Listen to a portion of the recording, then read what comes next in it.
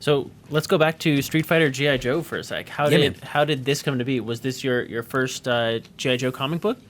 This was my first G.I. Joe comic and my first Street Fighter comic. So I was doing my Straight Shoot wrestling podcast. Mm-hmm. I was doing another podcast called Scald, which I've also ended. It was Scald came about because I was frustrated about my career and my progression in comics. You know, I would get a short story here or there, and I've done short stories everywhere, right? Like I did a short story at DC, and I've done short stories at Marvel and Oni and Image and Viz and all these different places.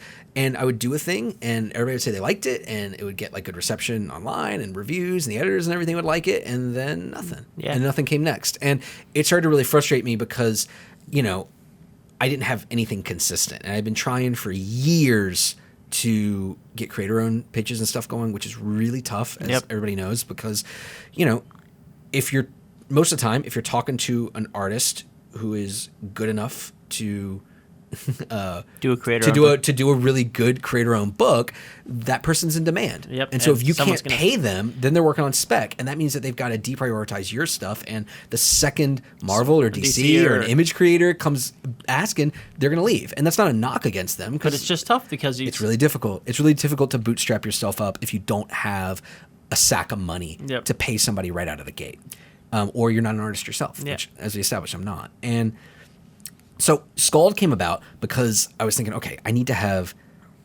consistent story out, because that's my problem right now. I decided that the problem was that, you know, one short story every 7 months isn't enough to actually get momentum and get people's attention. I need to have constant content out there. And so I was like, well, what can I do?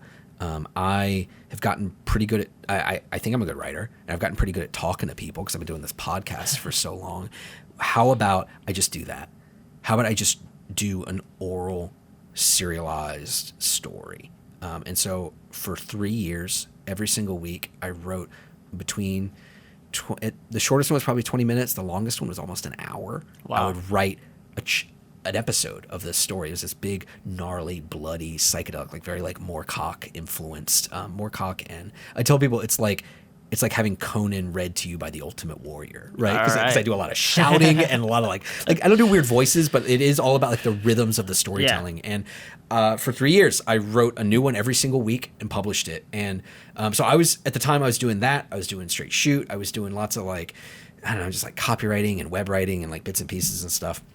And I was at, you know what the Psycho Festival is? No, what's the Psycho Festival? So now it's moved to Los Angeles, and I went to the one that was the last one in LA, and it was Psycho or in California. It was down in Orange County. It was Psycho California, and it was like an all like doom and stoner and psych metal festival for like 3 days in Orange County, in this office park in Orange County.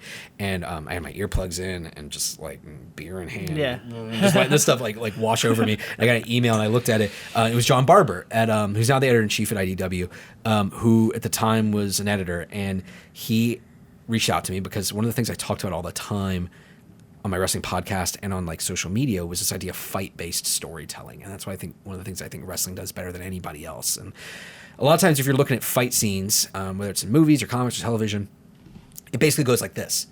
Aubrey and Omar get in a fight, and we keep punching each other until one of us punches each other the hardest, and then it's over. And that's the fight scene. That's so lousy. That's 100%. That's so garbage. And like, because if you watch a good fight scene, right? Like, and there are a lot of them. There has to be tension, and more than that. There's a narrative. There's an actual narrative of the story, and you absolutely. learn. And fighting is, and this is why kung fu movies and superhero comics and wrestling, why these are so enduring genres and forms, is because fighting is a crucible through which you can learn something about your characters. It's maybe the best way to learn something about your characters, because you find out what really matters to them when everything's on the line and they're maybe fighting for their lives or for pride or whatever, you know? And this is the basis of a good wrestling match, is giving us this narrative beyond just two guys just doing moves at each other. Those are bad matches. A good match is one that takes you on a journey. It tells you a story, and you even not knowing the gimmicks or who the wrestlers are, you can sit down, you can watch the match, you can understand what's happening, what's going on, and why. Exactly. And I talked about this all the time. And John reached out to me because he said, listen, Capcom came to us and they want to do Street Fighter G.I. Joe. I think basically just because there was that like 90s toy line, right? I think that's like the only, because like, it's not like there was like big things going on with G.I. Joe at the time. I think they just thought it would be fun. And so they came to them and they said they want to do it. And I said, sure, great, we're in. And then they're like, oh man, we don't know what to do with this. Like, what does this look like? Because these are like such disparate, strange franchises. Yeah, they're very different from each other. And he said, do you have an idea for this? I said, absolutely. And I was like, like a band was playing. I think it was Acid Witch, which they sound exactly like what they sound like. I was listening to Acid Witch, and I'm emailing him, and I was like, yes, it's King of the Ring. I'll email you Monday. And like I emailed him that, and like I talked to him on Monday, and he's like, listen, man, nobody, what does that mean? Nobody knows what that means, because it's not, they weren't big wrestling fans. And I was like, oh, King of the Ring, it's a one-night tournament.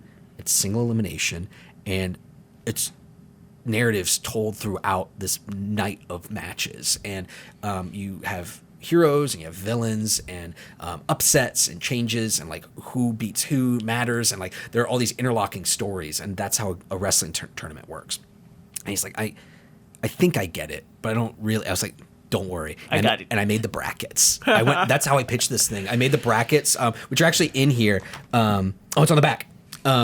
I made the brackets, and like some of the characters got changed because of people who like the Capcom and Hasbro wanted to include and stuff. But I made the brackets, and I booked the tournament the same way you would if you were a wrestling booker. That's amazing. And I said, listen, it's just going to be matches.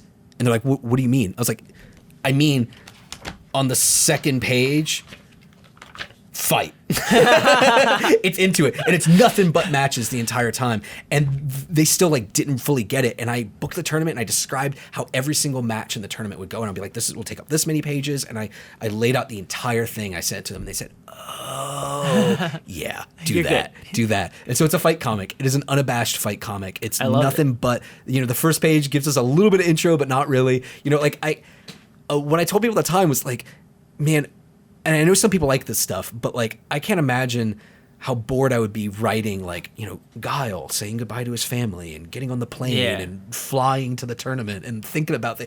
No, that's not what I want. It's Street Fighter G.I. Joe. I want them fighting each other immediately, and we'll build the story out of that. Yeah. So like that was very much like the high concept of it. It's 6 issues. The first 5 issues are all the tournament matches, and we give them more space as they go on because it's a tournament. Yeah. And the later matches are more closer matchups. Yeah, exactly. And then the final. So the first 5 issues, it's G.I. Joe in a Street Fighter format, right? Them in this tournament. Yep. And then the final issue is Street Fighter characters in a G.I. Joe format. That's awesome. So it becomes a big war. It becomes, it becomes a big like crazy battle with like spreads and stuff in it. Yeah. That's so much fun. So you cover all the bases.